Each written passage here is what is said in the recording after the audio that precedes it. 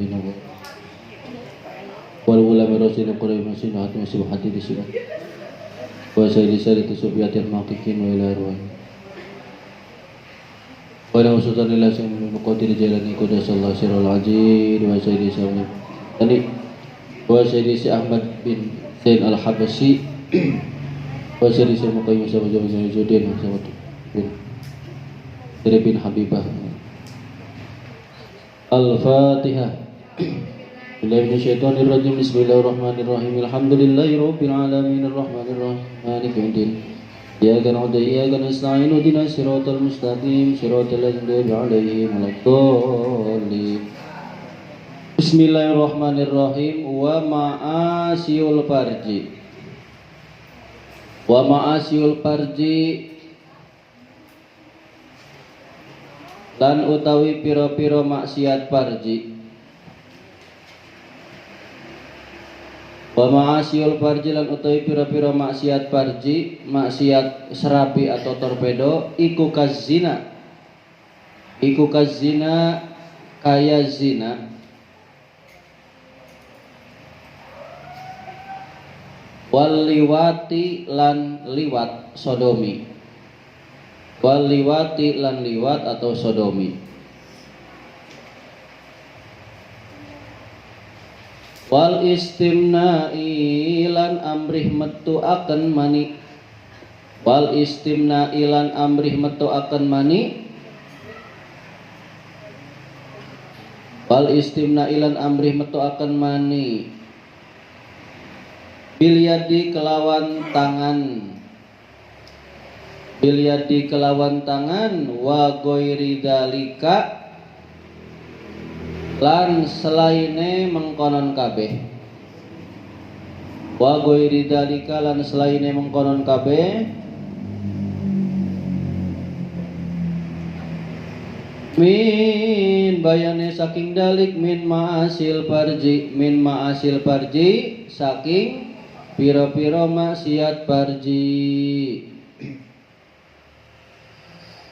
Wal maksiatu lan utawi maksiat bikullil badani. Bikullil badani kelawan sekabehane badan. Wal maksiatu lan utawi maksiat bikullil badani kelawan sekabehane badan. Iku kal ukuki kaya durhaka. Iku kal ukuki kaya durhaka atau berdosa. Lil walidaini maring wong tua loro. Lil walidaini maring wong tua loro. Wal firori lan melayu kabur. Wal firori lan melayu atau kabur.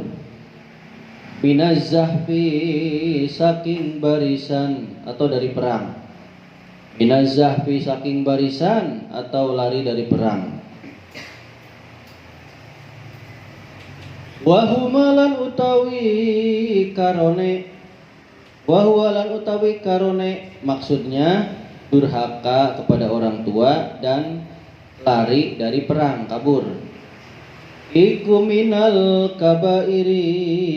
Iku minal kabairi setengah saking piro-piro dosa gede.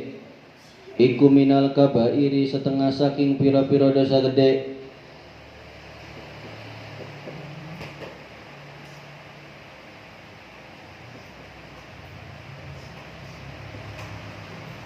Wa ghairima. Bapak bacanya wa ghairima aja lah. Jadi ada kapnya ya, ada kapnya. Wa ka ghairima gitu. Jadi Bapak diatopkan ke kap saja.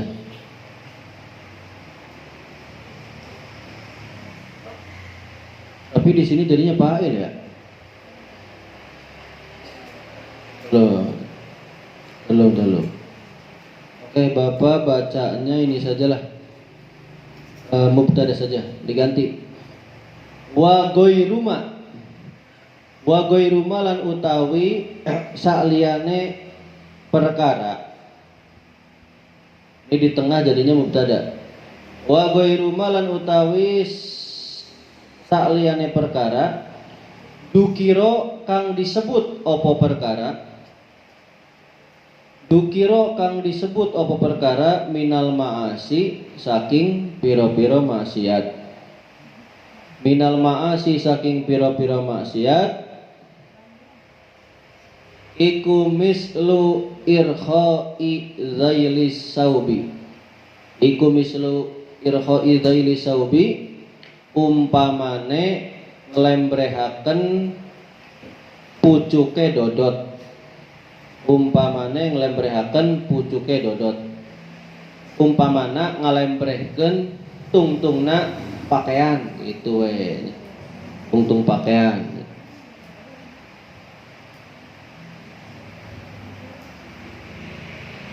Wa qoti atir rahmi lan umpamane mutus tali silaturahim, wa qoti atir rahmi lan umpamane mutus tali silaturahim, wa dzulmin nasi lan umpamane nganiaya manusia.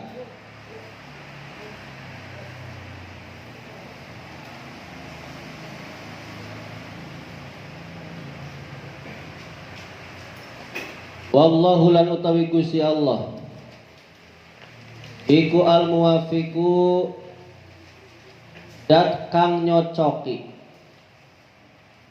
iku al muwafiqu dat kang nyocoki, al mu'inu tur dat kang nulungi, al mu'inu tur dat kang nulungi lima maring perkara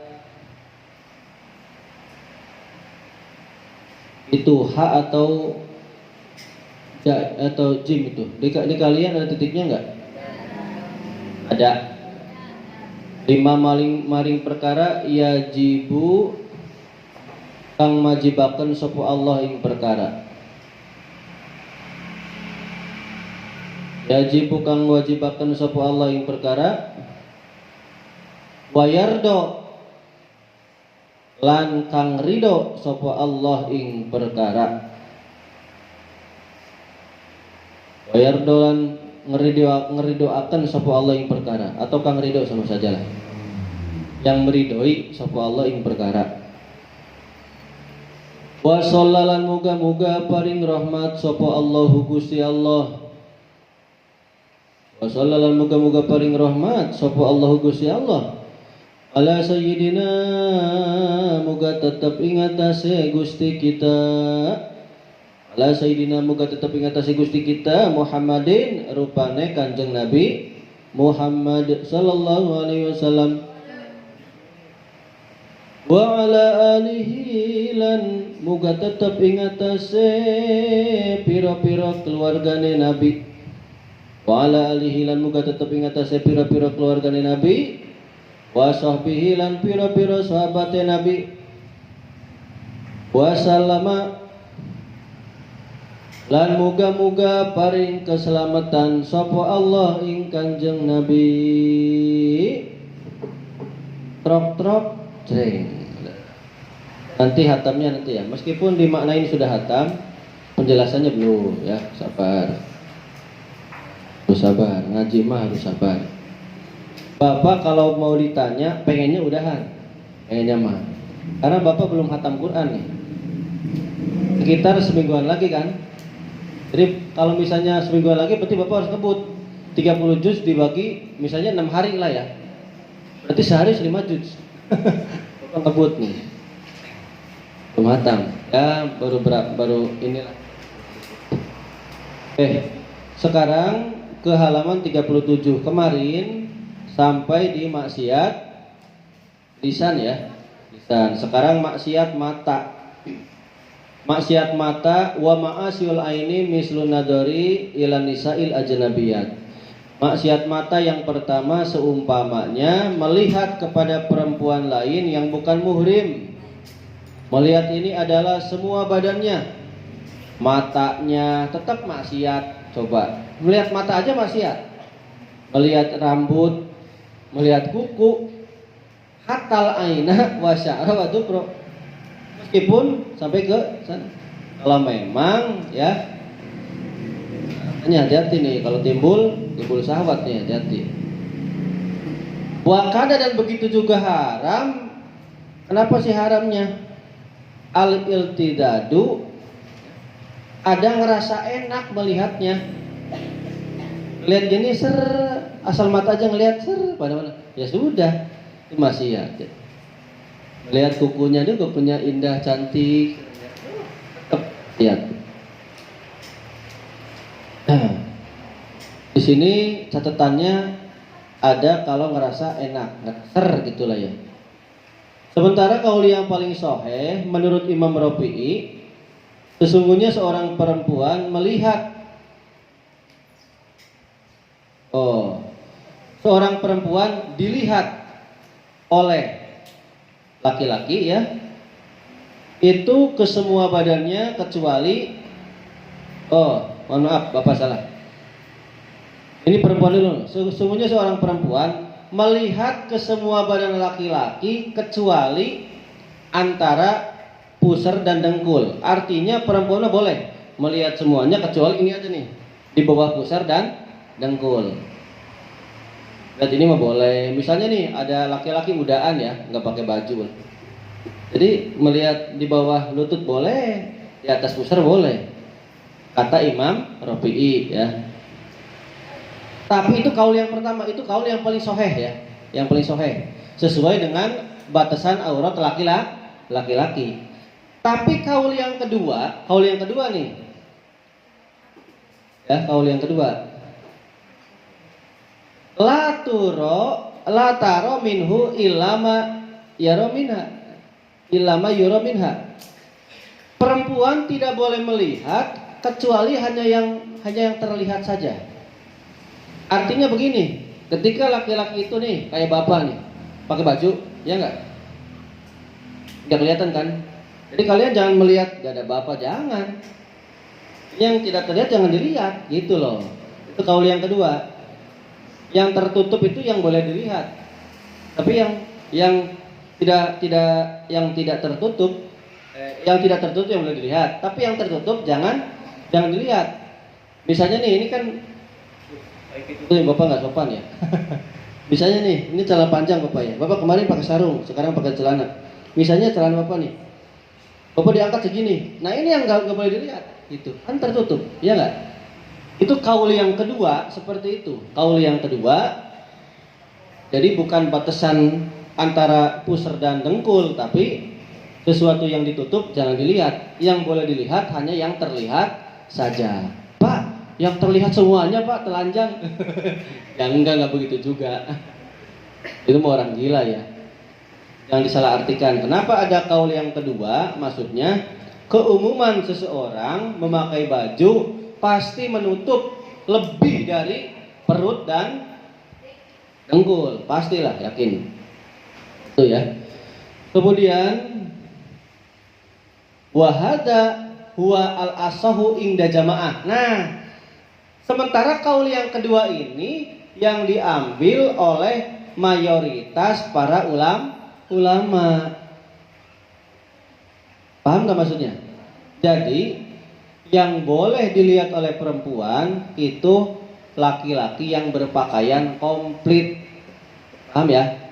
Artinya kalau misalnya ada laki-laki cuma pakai sarung doang, neneknya kemana-mana terlihat, misalnya kayak anak laki-laki tuh kalau main bola malam ya, gimana tuh di lapangan basket, mentang-mentang gak ada siapa-siapa, iya pada pakai celana pendek, nunggu sarare sih masyarakatnya, iya bujala kemana-mana, aduh apa udah jengkel sebenarnya itu. Silakan boleh, tapi pakai celananya celana yang menutupi aurat, minimal lah pusar dan dengkul ya. Tapi kalau misalnya bola di sore di sini mah jangan begitu, nggak boleh. Itu mah kepokok lah. Sebenarnya kalau bapaknya benar-benar keras mah nggak boleh sama sekali gitu. Dikarenakan emang udah pada tidur ya. Berdua kasihan juga ya kalau terlalu keras, kasihan ya. Karena merasa bapak dulu pernah mondok. Bapak karena dulu mondoknya itu jujur buka-bukaan nih. Bapak nggak pernah pakai daleman, hanya pakai sarung saja. Kalau gerak tuh hanya pakai sarung aja udah. Satu helai sarung, yang udahan nggak pakai apa-apa. Di pondok tuh iya, pas kalau ada Pak Kiai, bocah di dalam baru pakai baju. Tukun anu, angkat baru. Kalau begitu. Tapi kalau sekolah harus pakai daleman, nah, hati-hati laki-laki nih. Bahaya, takutnya bangun ya. Kalau burung yang terbang bangun mah kan bisa kemana-mana. Kalau kalian kan nggak bisa kemana-mana, mengikat. Tuh, pun. Lanjut ya. Jadi kaul yang kedua ini artinya perempuan boleh melihat kepada laki-laki adalah yang terlihat saja, yang tidak terlihat, yang tertutup oleh pakaian, baju dan celana itu yang tertutup, jangan dilihat. Ya. Kemudian dosa maksiat mata yang kedua adalah nadrul aurat, melihat aurat. Sama saja, mau sesama jenis, laki-laki dan laki-laki, perempuan dan perempuan, mau yang muhrim dengan yang muhrim, yang bukan muhrim dengan muhrim jelas ya, dengan yang muhrim pun sama, boleh. Kemudian yang ketiga, wanadri, ada ininya enggak sih ini? Iya, mislun nadri ya. Wanadri habil istiqori ilal muslimi, melihat dengan tatapan sinis gitu aja lah, merengut. Jadi tujuannya menghina. Nah, biar gitu tuh. Kan biasanya sampai ya, gitu ya. Biasanya mah. Jadi seperti merengutkan wajah, ya.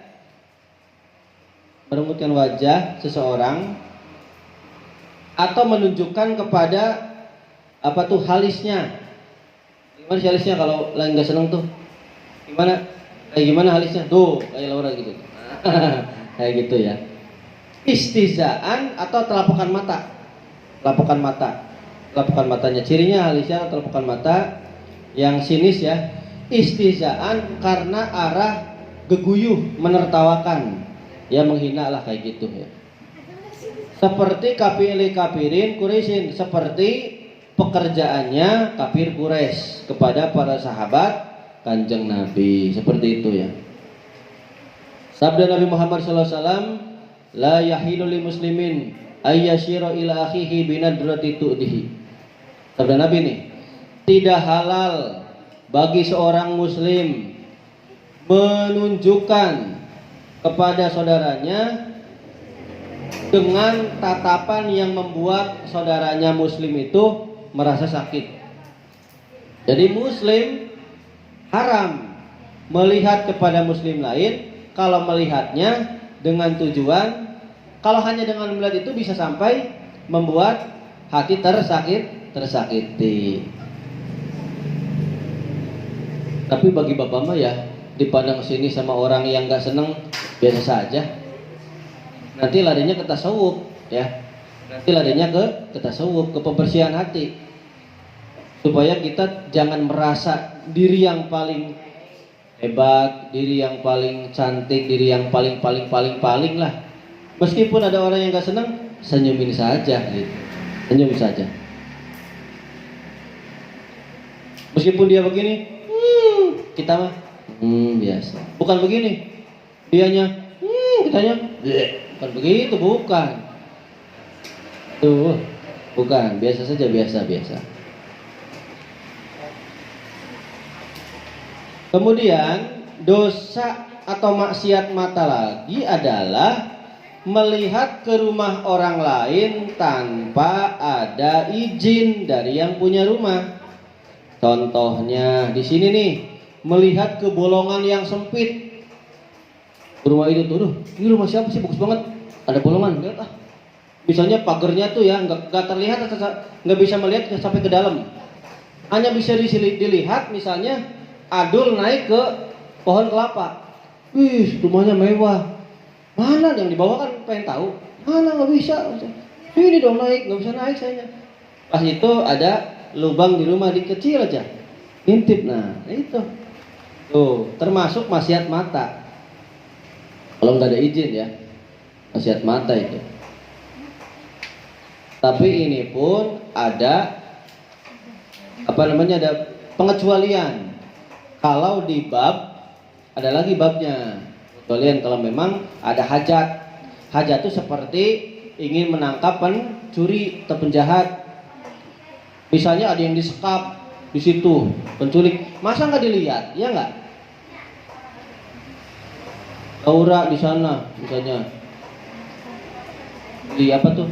Dikurung di sana. Tolong ada kedengeran dikit, tolong, kayak suara kucing, gitu kan misalnya. Ada bolongan, lihat suara apa sih? Suara orang, gitu kan. Itu beda lagi itu mah.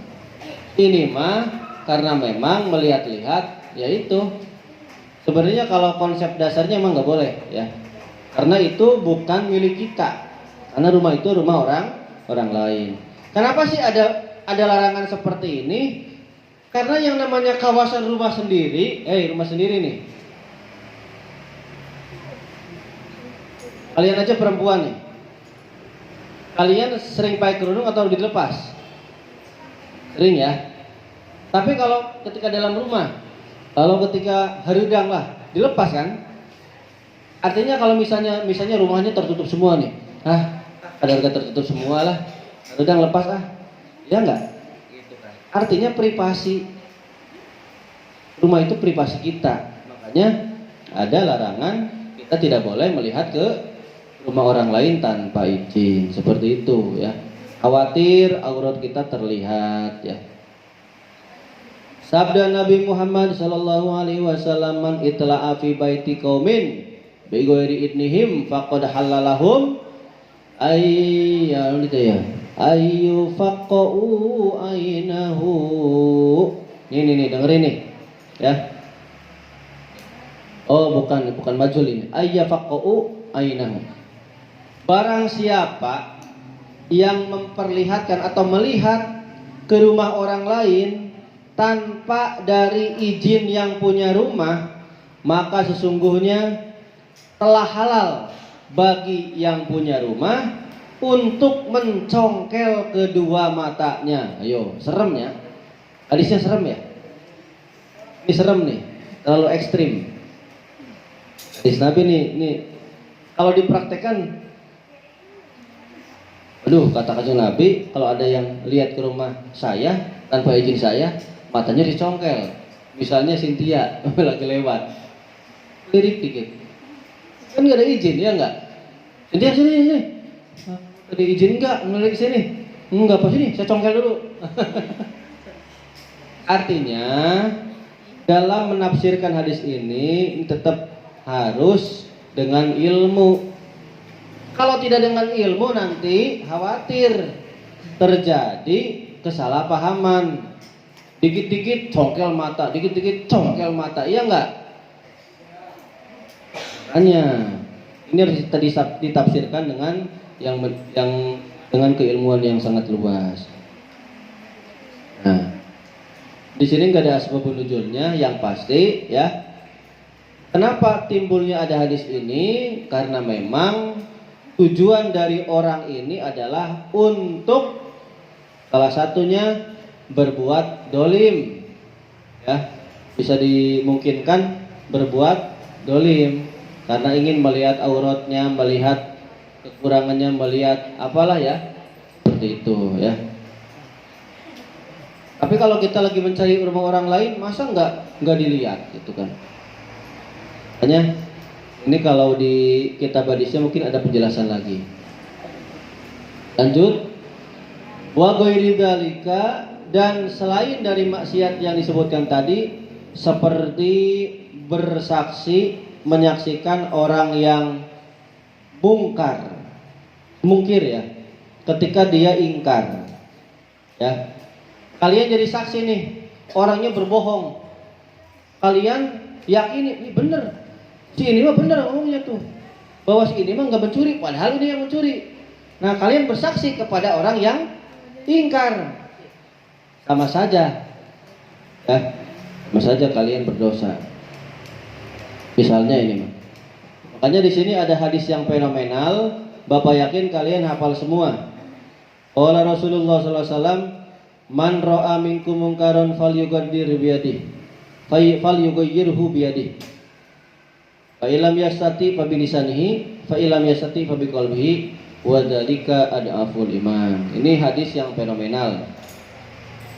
Barang siapa yang melihat di antara kalian melihat kemungkaran, kejahatan apapun itu ya, dalam bentuk kejahatan lah, kemungkaran. Falyughayyir, maka kalian harus merubahnya biyadih, dengan tangan. Dengan tangan di sini adalah dengan kekuasaan. Di sini artinya oleh Abi Sa'id Al-Khudri, "At-taghyiru bil yadi wajibun ala ulatil amri." Tuh ya.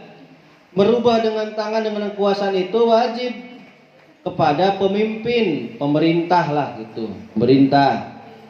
Kalau camat ya wajib membenarkan atau mencegah kemungkaran yang ada di wilayah kecamatannya. Kalau bupati mencegah yang ada di daerah kabupaten. Kalau desa ya kepala desa. Terus wa alal aba'i fi auladihim, wajib juga untuk para orang tua ketika anak-anaknya berbuat mungkar, berbuat jahat, berbuat dolim, harus oleh orang tua. Wazauji fi zaujati, untuk suami ketika istrinya berbuat mungkar, suami wajib menegur. Kalau ditegur istrinya malah nambah melotot, awas ya, malamnya nggak dikasih. Waduh, repot nih, repot. Wasayyidu fi abdi, dan untuk tuan ya, majikan kepada bawahannya, gitu aja lah, kepada hambanya. Misalnya mimpin ya, mimpin apa saja nih majikan. Nah itu arti dari falyughayyirhu biyadi ya. Sekarang fa illam yastati fa bilisani, kalau kita nggak mampu untuk merubah dengan kekuasaan kita, dengan tangan kita, maka rubahlah dengan lisan kita, diomong. Kalau tadi mah dengan kekuasaan, ya, sekarang mah diomong dengan nasihat. Nah, pabilisani ini daerahnya wat taghyiru bil lisani yahtasu atau yuhtasu biulil ilmi. Ini dikhususkan untuk orang yang punya ilmu, para ustadz, para kiai, para penceramah, mubaligh. Ini merubah dengan lisan. Al khotibi fi khutbatihi, seperti khotib ketika khutbah. Ya, ketika khutbah itu bisa memberikan pengarahan, pencerahan kepada masyarakat supaya tidak berbuat kemungkaran. Wal wa'idi fi wa'dihi, dan kepada orang yang menjadi atau yang sering jadi penasehat, yang sering menasehati kepada yang dinasehati. Itu wal mudarrisu fidarsi, dan bagi seorang guru bisa mendidik atau bisa merubah kemungkaran yang ada di wilayah sekolah. Guru juga wajib. Oh ya. Kalau anak didiknya, siswa-siswanya, seperti Bapak di sini, santri-santrinya ada yang ini, ya Bapak yang mengoreksi. Terutama kalian perempuan, sholat taraweh masih ganteng kene wae, apa jengkel ya? Saha nu ribut wae teh. Bapak di pisan gara ya. Kalau lagi taraweh jangan berisik. 2 rakaat dan 4 rakaat ribut di atas apa kan? Ribut kan? Coba repeh, kalian udah SMP. Kalau yang ributnya kayak siapa? Alia, Devita, itu masih bisa ditolerir lah, karena anak SD masih kelas 3 mungkin ya, kelas 4, kelas 6. Nah itu yang kelas 6 harus dibina itu, jangan dibinasakan, harus dibina itu mah. Yang kelas 6 nya tuh, meskipun SD udah kelas 6 itu harus diomongin. Jangan kaliannya ikut-ikutan guyon, ikut-ikutan bercanda, lagi tarawih bercanda. Sekarang fa'ilam yastati fa biqalbi, kalau nggak mampu dengan lisan, maka rubahlah kemungkaran itu dengan hati. Nah, hati ini adalah amun lima siwa haulai, untuk orang yang awam, masyarakat awam lah. Yang selain disebutkan tadi, bukan untuk ulama, bukan untuk ustadz, bukan untuk pemimpin yang tadi disebutkan kayak apa tuh, pemerintah atau lain sebagainya lah ya. Nah ini justru yang hati ini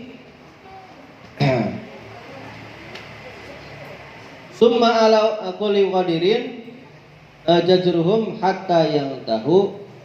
Kemudian wajib bagi setiap orang yang mampu untuk mencegah kemungkaran sampai kemungkaran itu berhenti atau hilang. Pokoknya siapapun yang mampu untuk merubah dengan kekuasaan, dengan tangan, rubahlah dengan tangan. Kalau mampu, hei, kenapa ada hadis seperti ini? Nanti di bawah ada nih.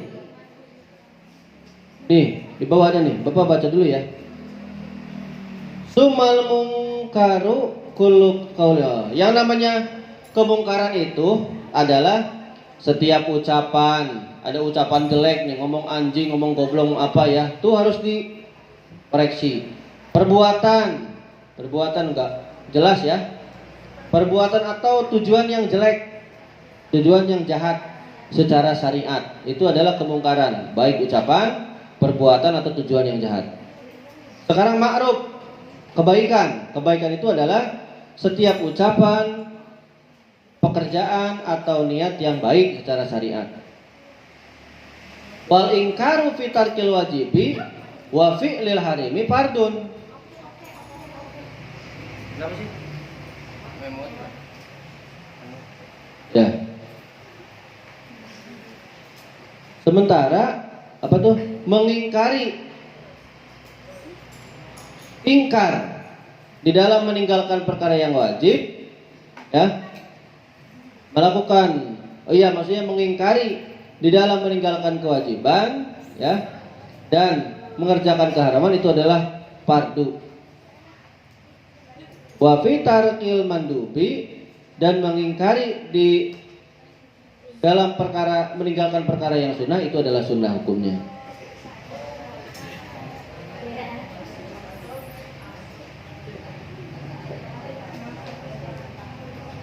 Contohnya begini, ini penting nih.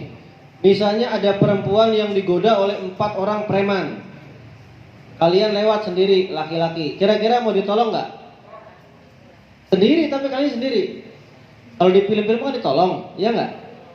Nah, kalian kalau mampu menolong, mampu nih, tolong langsung. Tapi kalau kalian nggak mampu, panggil masyarakat.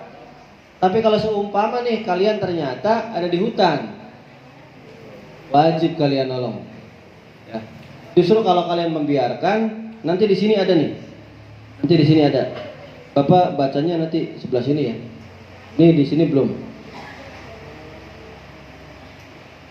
Di bawah lagi adalah. Ini kalau ini posisinya belum ada ya. Kemudian nanti di maksiat telinga mungkin. Lanjut. Sekarang adalah maksiat telinga. Maksiat telinga adalah seperti mendengarkan kepada ghibah, gosip ya. Sabda Nabi Muhammad SAW, barang siapa yang membicarakan keburukan orang lain atau saudaranya muslim, Allah akan membalas orang tersebut di mana wajahnya nanti akan dicemplungkan ke api neraka di hari kiamat. Tuh ya. Waqala sallallahu alaihi wasallam, barang siapa yang digibah, saudaranya digibah ya. Kemudian dia mampu untuk menolong orang tersebut, maka Allah akan menolong orang tersebut di dunia dan akhirat. Dan barang siapa yang tidak mampu untuk menolong orang tersebut, maka Allah akan menghinakan orang tersebut di dunia dan di akhirat. Maksudnya begini, ketika ada teman kita ngajak gibah, kita cara menolongnya dengan cara memperingatkan, udah jangan ngomongin, apalagi lagi puasa, itu ya nggak? Nah kita kalau udah begitu, nanti oleh Allah akan ditolong di dunia dan di akhirat. Tapi kalau kita membiarkan, ikut terjerumus, masuk, justru nanti di dunia dan di akhirat Allah akan menghinakan kita. Naudzubillahi min dzalik. Kemudian maksiat telinga yang selain dari ghibah adalah setiap perkara-perkara yang haram seperti ka'alatil lahwi minat tanbur, alat-alat hiburan seperti gong, terus trompet, ya. Walau min nahwi aurok, meskipun itu dari kendang, warobab, rebana mungkin ya, wasamtir, gitar, wal odi, gambiang, bahwa mafihi al autar, yang terbuat dari kenteng. Jadi ini setiap alat musik yang memang terdengar ya. Wa kasauti ginain, dan seperti suara lagu-lagu.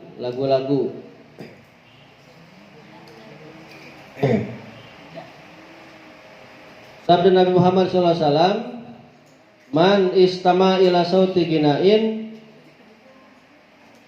lam yu'addin lahu ayyasma'a ruhaniyaini fil jannati. Barang siapa yang mendengarkan kepada suara lagu-lagu ya, maka dia tidak akan mendengar suara-suara lagunya ahli surga nanti di surga. Namun untuk masalah ini di penjelasan para kiai di dalam kitab-kitab yang lain ya, ada penjelasannya. Seperti kita kan kadang hadrohan, ya enggak? Hadrohan, atau seperti Habib Syekh itu ya, Habib Syekh, apalagi gambusan. Kalau tujuannya untuk ibadah bersolawat itu nggak apa-apa ya tujuannya. Ada penjelasan dari yang lainnya. Ini kenapa ada tulisan seperti ini? Karena memang ini tujuannya untuk lahwun, semata-mata hiburan saja dan jauh dari Gusti Allah. Sementara kita mayoritas yang ada di pesantren terbiasa baca solawat dan diiringi dengan musik. Nah seperti itu ya.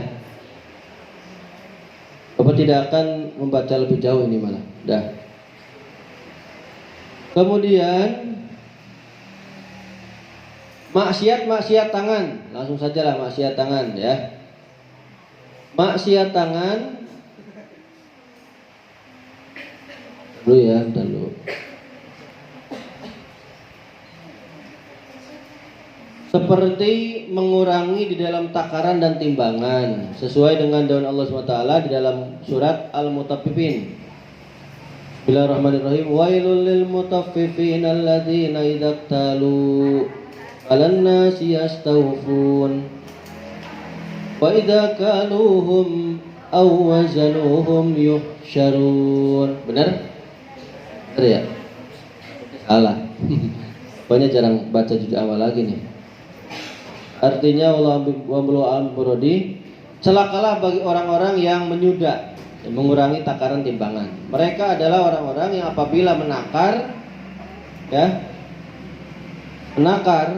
bilang ke manusianya mah sarua tuh seimbang tuh sakilo gitunya. Tapi ketika mereka nakar malah atau nimbang malah dikurangi. Nah mereka adalah orang-orang yang mengurangi, nanti orang yang rugi lah. Ai idza akhadhu minan nas yastawfun, ya. Mereka ngomong ke manusianya tuh, ini udah sama tuh ya. Tapi ketika nakar malah dikurangi, timbang dikurangi. Kemudian maksiat apa lagi? Masih maksiat telinga ya? Adalah khianat. Maksiat tangan ini ya? Maksiat tangan adalah khianat. Allah sallallahu alaihi wasallam, la imana liman la amanatalah. Tidak dikatakan beriman bagi orang yang tidak amanat. Awas nih. Makanya kalau Bapak suruh, kalau oleh guru-guru kalian suruh, harus amanah, dapat dipercaya. Kalau kembalian segini, jangan di hatinya ada embel-embel, udah capek, gua dikasih buruhan. Awas, nggak boleh tuh. Dengerin nih, Bapak sampai umur segini tidak ada sedikit pun pengen dikasih buruhan. Boro-boro itu urusan honor pun sekolah nih. Seperti tadi, Pak, ini berapa mangga saja lah, gimana ketua. Buat bapaknya berapa terserah. Mau ditulis 10.000, 20.000, 100.000, bener nih, mangga. Bener. Bapak nggak takut. Kenapa? Kalau memang rezeki Bapak segitu ya segitu. Kalau kata Allahnya segitu, segitu. Jadi Bapak nggak begini, misalnya nih ya. Misalnya yang lain dapat mau 1.000 atau dapat banyak lah ya, lebih tinggi dari Bapak seumpama. Bapak nggak akan protes bahasanya, kok itu mau gede, saya mau kecil. Enggak, tidak akan. Justru kalau protes itu namanya hasud. Kita sudah hasud. Kalau misalnya menurut kalian, nggak adil, saya pimpinan kok dikasih kecil, kok bawahan-bawahan gede semua, saya kecil, seumpama ya. Misalnya kalian jadi pimpinan nih, merasa nggak adil. Udah, jangan ada ibarat seperti itu. Udah, ikhlaskan saja. Justru kalau memang itu tidak sesuai dengan kalian, yang didapat oleh kalian, kalian akan mendapatkannya di luar dari yang tertera di situ. Artinya dapat rezekinya dari jalan yang lain. Gitu loh. Ya. Yang namanya kalau sudah hak kita dapatkan, pasti akan kita dapatkan. Misalnya nih, secara keilmuan, misalnya pemimpin dapatnya segini lah ya, taruhlah misalnya 1 juta atau 2 juta. Ternyata dikasihnya 100.000. Ternyata misalnya ini mah, gak usah protes, biarin. Justru nanti orang yang mengambil jatah kalian kan mengiranya untung, ya enggak? Kan kiranya untung. Untung lah. Ketuanya kadang nggak tahu ini. Ketua cuma diem aja atau apa-apa. Seumpama ini mah ya. Justru nanti dialah yang akan rezekinya berkurang karena dia sudah berbuat curang. Seperti itu. Jadi Bapak kenapa bilang seperti ini? Bapak mencontohkan langsung, bukan sum'ah nih. Biar kalian nanti ketika di masyarakat sudah besar, jangan ada istilah protes. Udah, ikhlas aja, ikhlas. Justru dengan ikhlas itu adalah sirrun fi qalbil mu'minin. Ikhlas itu rahasia yang dititipkan oleh Allah kepada hatinya orang yang mukmin. Kalau kita ikhlas, nanti justru yang seharusnya kita dapat 1 juta oleh Allah dikasih lebih nantinya lewat jalan yang lain. Asal kitanya yakin dan dalam hati ikhlas karena Allah. Jangan begini, udah mau kalian protes, ngambek-ngambek, nuntut-nuntut, wah capek ya enggak? Ujung-ujungnya nggak dapat lagi, wah gak usah lah, biarin. Ya. Ini ada cerita nih, dengarkan nih, ada cerita, dengarkan. Jika itu ada satu cerita. Di kota Mekah ada seorang suami yang fakir itu yang nggak punya apa-apa. Kemarin kan Bapak udah ceritakan orang fakir itu kategorinya kebutuhannya misalnya 1.000 misalnya itu. Dapat uang cuma 200 perak, 300 perak, fakir. Ya. Nah, tapi dia punya istri solehah. Kata si istrinya, laisa indana sayun. Aduh Kang, Papa, kita udah nggak punya apa-apa, mau masak udah nggak ada beras. Kata suaminya tuh, iya, saya keluar mau cari kerja. Pas suaminya keluar dari tanah haram, keluar rumah, lagi jalan di tanah haram, dia menemukan uang alfu dinarin, menemukan kantong dompet isinya 1.000 dinar. Enggak, istilahnya 1 juta lah ya. Gampangannya 1 juta lah gitu aja. Pas keluar suaminya nemu 1 juta. Aduh, nemu uang 1 juta. Akhirnya gembira, farhan syadidan, gembira sekali. Datang ke istrinya, neng mama gelisnya, aduh, mancung ke dalam, aduh, saya dapat ini, nemu kantong nih isinya uang 1 juta. Lagi nggak punya, nemu uang 1 juta. Kata si istrinya nanya, Kang, Papa, Beb, nemunya di tanah haram bukan? Iya. Kata istrinya, kalau nemu di tanah haram, la budda fiha minat ta'rif. Harus diselebarkan, harus diinformasikan sesuai dengan hukum lukotoh.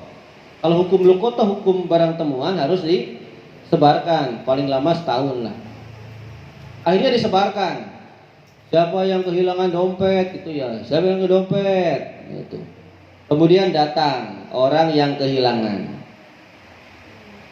Kamu nemu dompet? Iya. Coba Pak, punten, isinya berapa? Juta gitu bahasanya. Iya. Mau ngasih 1 juta, diam. Malah ditambahin 9 juta. Niatnya mau mengembalikan 1 juta. Itu kan yang kehilangan sudah datang. Betul nih, ciri-cirinya ada betul 1 juta. Malah dikasih 9 juta. Kata si suaminya tuh, ya kata si laki-laki, "Nih, kenapa ini? Kan saya yang nemu. Ini milik Anda nih. Apakah ini ngajak heureuy apa bercanda nih?" Kan gitu bahasanya ya. Kalau bahasa kita mah, "Atahzai, apa kau ngajak bercanda? Ngajak ketawa nih?" Enggak. Tidak, wallahi demi Allah katanya. Demi Allah. Seseorang memberikan uang ini kepadaku 10 juta. Kata beliau, suruh dilemparkan atau dijatuhkan 1 juta di tanah haram. Suruh dijatuhkan 1 juta. Nanti kalau ada yang nemu itu kalau menyebarkan, menginformasikan, kamu segera datang, kasih sisanya 9 juta ke dia. Jadi dia dapat 10 juta. Jadi pakainya dinar. Oh, akhirnya fadfa'al jami'a ilai li'annahu amin. Akhirnya oleh orang yang tadi kehilangan uang dikasih 9 juta. Jadi si suami dapat 10 juta tanpa harus bekerja. Kenapa sih? Li'annahu amin. Karena orang itu adalah orang yang dapat dipercaya. Makanya kalian kalau nemu koper kayak Jen kemarin, "Pak, nemu emas Pak, seton." Nemu apapun itu, kalau yang namanya barang temuan harus diselebarkan dulu, tapi jangan disebutkan min alamatihi, tanda-tandanya atau ciri-cirinya jangan sebutkan semua, jangan. Biar nanti orang yang datang yang menyebutkan, supaya tidak ada idda'a, supaya tidak ada pengaku-ngaku. Kalau kalian sebutkan, "Siapa yang hilang uang 1 juta? Saya. Ya enggak? Pasti begitu. Makanya siapa yang hilang dompet? Saya. Isinya berapa? Kalau salah mah 200.000. Sorry. Bukan. Gitu kan ya? Ya enggak? Kayak bapak dulu kan nemu sekitar 2 juta kan? Cerita setengah 50 ribuan, 20 ribuan, 10 ribuan tuh sekitar 100.000 lah. Nemu kan? Coba Bu, sebutkan Bu isinya apa saja Bu? Uang segini juta setengah, recehnya sekitar 50.000 atau 40.000. Di sana ada daftar belanjaan. Oh iya, ini uang Ibu, dompet Ibu. Dikasih uang, Bapak nolak. Nah ikhlas ya. Seperti itu ya. Jadi kalian kalau bisa seperti itu, jangan begini. Ini dompet Ibu. Ya makasih. Berhitung tennya. Lagi apa ya Mas ya, di sini aja? Enggak, saya mah lagi nunggu itu aja, Ibu liatin ngitung uang. Saya hitung uangnya udah selesai. Mas lagi ngapain di sini lagi? Enggak, lagi si horeng mah yang buruhan. Jangan begitu kalian mah ya, jangan. Ya, jangan begini nih, nemu koper 2 miliar. Enggak dikasih seperak pun. Ngomong ya. Udah nemu koper isinya uang 2 miliar. Kalau 1.000 aja 1 juta aja nggak dikasih. Pelit amat sih. Nggak boleh begitu. Udah ikhlas aja, ikhlas. Nanti kita pun nih akan dapat rezeki dari yang lain. Barangkali kalau kita kehilangan, nanti kita akan dikembalikan barangnya. Kayak Bapak kan alhamdulillah, untung anak santri pada jujur semua. Bapak dompet ketinggalan di sini. HP ketinggalan di sini. Datangkan ke rumah, "Pak, ini dompetnya ketinggalan." Uang masih utuh alhamdulillah. Alhamdulillah santri jujur ya. Waktu angkatan kapan tuh? Angkatan ya Bapak sering Bapak sering ketinggalan di sini. Itu dulu ya. Sabar, itu dulu. Jadi seperti itu. Nah, kemudian wal aminu ya'kulu wa yatasaddaqu fatakunu shadaqatuna makbulatan li amanati. Itu sementara orang yang dipercaya, orang yang dipercaya, dia makan, dia sedekah, itu menjadi sedekah kita yang diterima karena dia sudah amanah. Itu loh. Jadi dengan kita memberikan, bahasanya nih, dengan orang tadi memberikan 10 juta, itu sudah menjadi ladang amal bagi dirinya, karena uang 10 juta itu oleh orang yang dapat dipercaya, orang yang amin, akan dipergunakan di jalan Gusti Allah. Lanjut ya, dikit lagi biar nanti pas maksiat kaki selesai. Kemudian maksiat tangan lagi adalah, sebentar, tadi kenapa hianat termasuk maksiat tangan? Kenapa hianat bukan maksiat kaki, bukan maksiat ini, bukan maksiat ini? Kenapa maksiat tangan? Karena memang biasanya orang yang menyuruh, orang yang amanat, orang yang pesan, biasanya yang nerima itu adalah tangan. Ada buku uang ya, itu enggak? Ya enggak? Kalau misalnya enggak ada yang terima, biasanya orang yang amanah itu tidak akan, mohon maaf, korupsi. Ambil sendiri, tulis, kan pakai tangan juga, ya enggak? Ah udahlah, pengeluaran segini aja. Anggap ini nih ada pengeluaran, padahal mah enggak ada. Ini yang sering berbuat. Ini yang sering berbuat, makanya dimasukkan ke dalam kategori maksiat tangan. Kemudian mencuri, mengambil harta orang lain dengan arah samar. Ya iya, nggak tahu sih, tolong. Dan semua pekerjaan-pekerjaan yang diharamkan seperti gosop nih, awas masuk nih maksiat tangan. Mengambil harta yang dimuliakan tanpa izin dari yang punyanya, dengan jalan tidak samar, artinya dengan jalan terang-terangan, gosong, ambil, sendal kuring. Kemarin pemerintah Desa Mariok pas acara tarawih keliling, yang hilang sendal berapa? 3 orang. Pak Imbar, Pak Hadi, satu lagi Pak siapa? Pak, apa perlu kita bawa ke Kapolsek, Pak? Ini mah bercanda ya. Udahlah, kasihan anak santri, kayaknya nggak punya sendal. Bapak tuh dalam hati, aduh ya budak, bocah.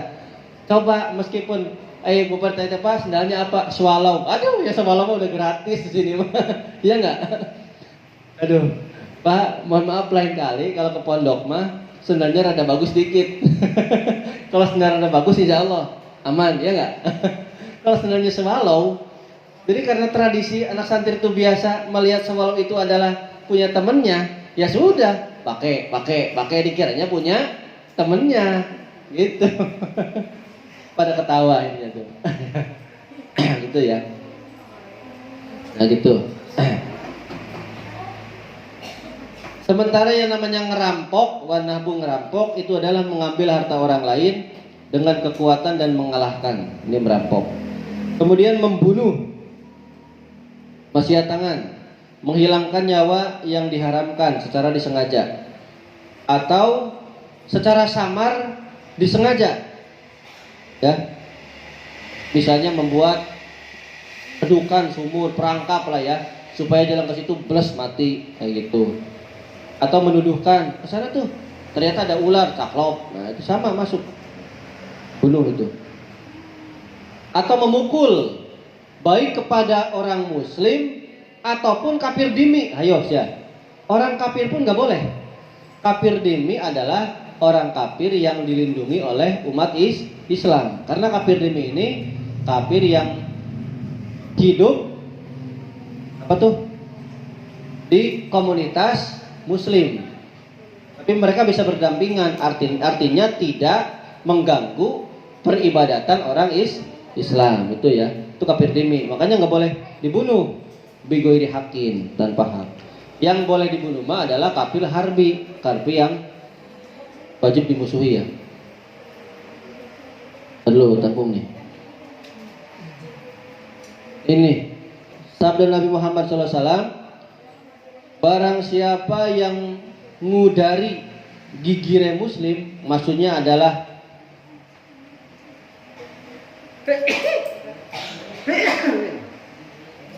menelanjangi muslim, kemudian dipukulin ya, diapain lah, gebukin diapain tanpa hak, tanpa ada kebenaran, maka laqiyallahu wa huwa alaihi ghadbanun.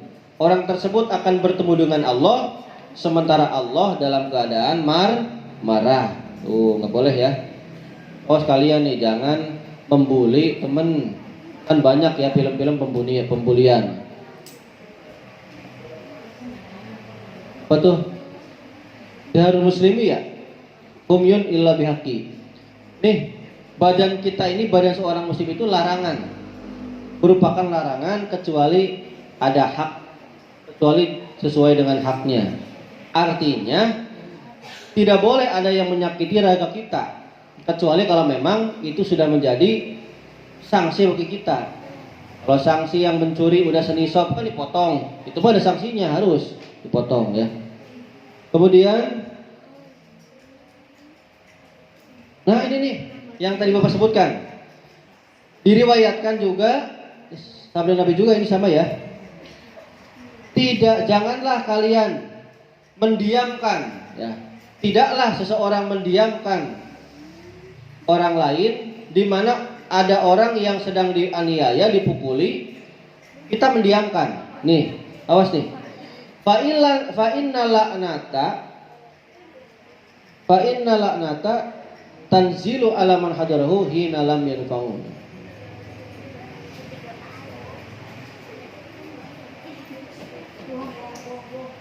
Tuh. Kalau misalnya, udah Bapak artikan aja langsung ya. Misalnya kita nih melihat ada orang yang sedang dibully, kita diam saja. Sampai orang itu dibully terus, kita menyaksikan terus nih, membiarkan, maka laknat Allah ini laknat turun terus kepada kita, karena kita tidak berusaha untuk mencegah. Puas nih.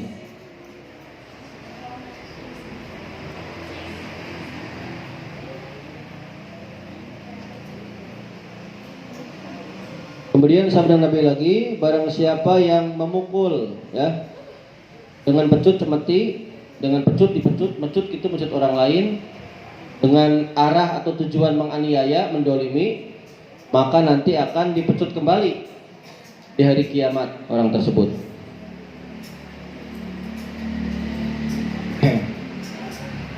Wa mimma dzukira, ini tanggung ya, tanggung. Kemudian dari perkara yang disebutkan, sesungguhnya seorang ini ada nih, ada cerita, satu lagi cerita. Ada seorang ratu ini mah ya, memanggil orang pengajar, guru lah gitu ya, untuk mengajarkan anaknya. Misalnya raja atau ratu manggil satu guru ya, untuk mengajarkan anaknya, pangeran lah gitulah. Pengajar ya gitu, mendidik si anak-anak. Ketika sampai besar, anaknya sampai besar nih, udah besar nih, yang diajarkan oleh gurunya ditambah, yang tadinya hanya bahasanya cuman disentil, ditakut-takutin, pas udah besar malah dipukul. Udah besar malah dipukul. Ada sanksinya, ada lebih berat lagi, dipukul. Itu ya. Wajian, pukulan yang menyakitkan, itu ya. Min ghairi jirmin, tanpa adanya dosa, tanpa berdosa lah gitu. Wala sababin, enggak ada sebab. Jadi oleh pengajar ini yang dipanggil oleh raja atau ratu malah ngedidik anaknya tuh, ngedidik pangeran begitu. Pas udah besar tuh malah dipukul. Kalau nggak nurut begini dipukul. Bahkan ada tanpa sebab, ujuk-ujuk mukul. Ini. Nah, tiba-tiba nih ya, bukan tiba-tiba.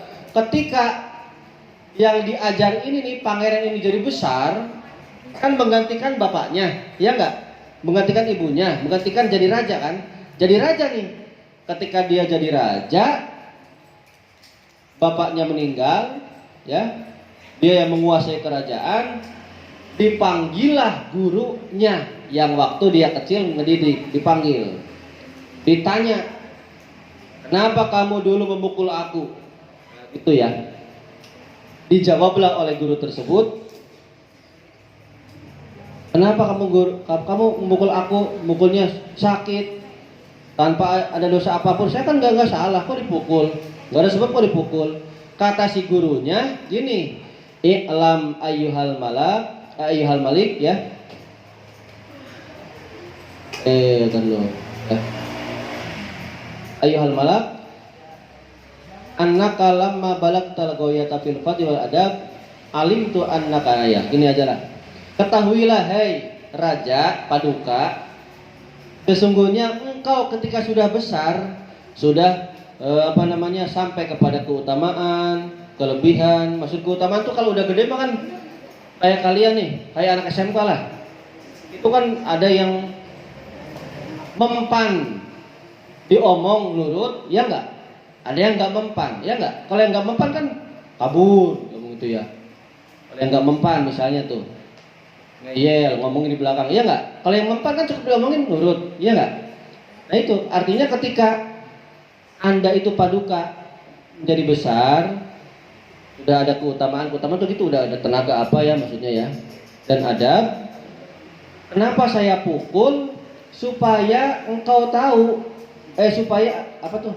Karena saya tahu nanti engkau itu pasti bakal jadi raja. Kenapa dulu saya pukul? Karena saya tahu engkau tuh pasti bakal menggantikan bapakmu jadi raja, biar kamu merasakan gimana rasanya dipukul dan gimana rasanya dianiaya, didolimi, gimana rasanya. Supaya Paduka tidak menganiaya rakyat, tidak menganiaya orang lain. Nah, ketika si gurunya itu menjelaskan dengan penjelasan yang seperti itu, langsung kata si Paduka, jazakallahu khairan.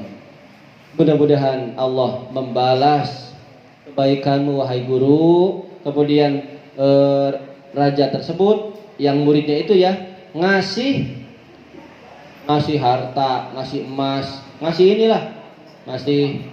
karena sudah diberikan pendidikan. Itu yang sudah disampaikan oleh Ibnu Hajar di dalam kitab Jawajir.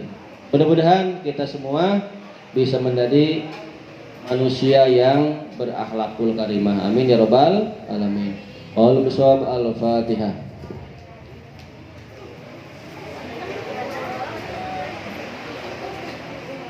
Untuk ngaji besok